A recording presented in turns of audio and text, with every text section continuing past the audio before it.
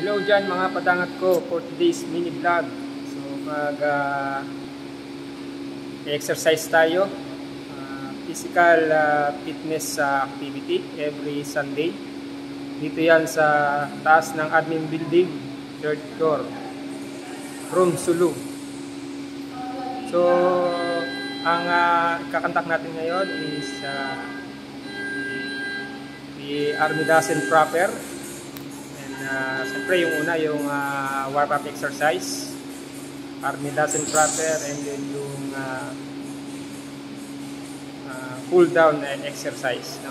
So after noon ay gagawin natin yung 3.5 kilometers jogging or lakad-takbo. So doon naman yan sa I think dito Unity Avenue paikot. So every Sunday natin itong ginagawa mga padangat ko, no?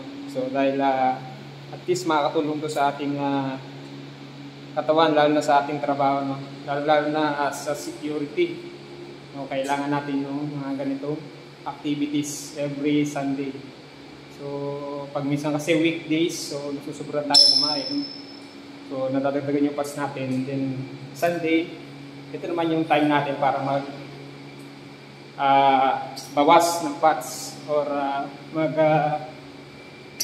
refresh ng ating health.